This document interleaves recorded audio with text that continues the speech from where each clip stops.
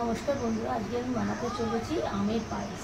এই আমের পায়েস বানাবার জন্য যে যে উপকরণ লাগবে, জামাই ষষ্ঠী স্পেশাল, জামাইদের এইভাবে বানিয়ে খাওয়াবেন, অসাধারণ লাগবে। প্রথমে মানে আম নিয়েছি, তিনটে আম নিয়েছি এরকম সাইজে, সেটা কুচি করে নিয়েছি। এটাকে মিক্সচারে পেস্ট করে নেব। আর আমি একটা নারকেল নিয়েছি, সেই নারকেলটা দুধ বার করে নিয়েছি অফ ক্যামেরা। আর তেজপাতা নিয়েছি দুটো, পেস্তা, আমন্ড, বাদাম, এলাচ, কাজু, কিশমিশ, আর এই গোবিন্দভোগের চাল, এটাকে আমি পেস্ট করে নেব। আর এই আমুল দুধ 1 বাটি নিয়েছি, আর চিনি পরিমাণ মতন দেব। আর এখানে আমার রেড কাউ দুধ নিয়েছি 1 কেজি। আমি এবারে বানাবার পর্বে যাচ্ছি। চালটা পেস্ট করে আর আমটা পেস্ট করে আমি বানাতে যাচ্ছি। এই বন্ধুরা, আমার কড়া গরম হয়ে গেছে, আমি দুধটা ঢালবো। আর এইদিকে এই মিক্সচারে এই আমটা পেস্ট করে নেব। এই বন্ধুরা, আমার রেড কাউ দুধ দেওয়া হয়ে গেল। এবারে এই দুধটা একটু ফুটে গেলে আমি চাল দেব। এই বন্ধুরা, মিক্সচারে হাফ পেস্ট করে নিয়েছি। এবারে এই দুধ গরম হয়ে গেছে, আমি চালগুলো আস্তে আস্তে ঢেলে দিলাম। এই যে কড়া গরম হয়ে গেছে, আমি আমটা পেস্ট করেছি, এই আমটাকে আগে জাল দিয়ে নেব। কাঁচা আমটা দেব না, জাল দিয়ে লাস্টে দেব।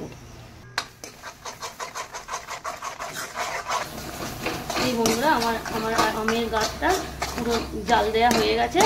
আমি এবারে এই দেখতে পাচ্ছি, এই বন্ধুরা আমার সব মিক্সড হয়ে গেছে। আমি এবারে এই নারকেল দুধটা, আমি অফ ক্যামেরায় নারকেল দুধটাকে আমি দিয়ে দেবো।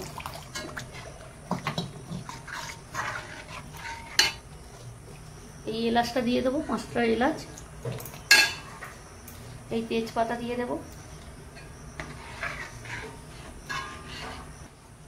এই বন্ধুরা, কাজু, এই আমন্ড, বাদামটা দিয়ে দেবো।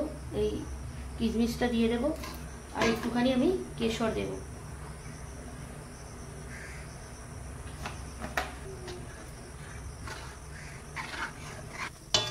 এই বন্ধুরা, আমার পুরো পায়েসটা মানে হয়ে গেছে, একটু বাকি আছে। আমি এই আমুল দুধে আস্তে আস্তে আমি দিয়ে দেব।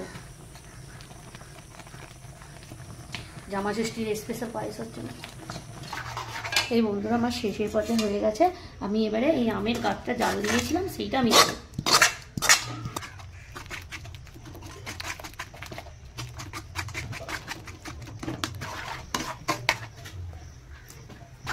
এই বন্ধুরা, আমার আমের গাছটা পুরো মিক্সড হয়ে গিয়ে দেখতেই পাচ্ছেন, মানে হলুদ হলুদ কালার চলে এসছে।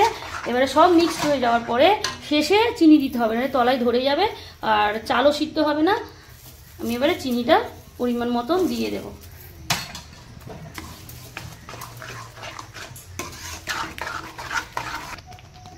এই বন্ধুরা, আমার আমের পায়েসটা রেডি হয়ে গেছে। আমরা এই অবস্থায় আমি নামিয়ে নেব, যেন একটু বসে যাবে। আমি বাটি করে নামিয়ে ফ্রিজে দেবো। আমি ফিরে আসছি।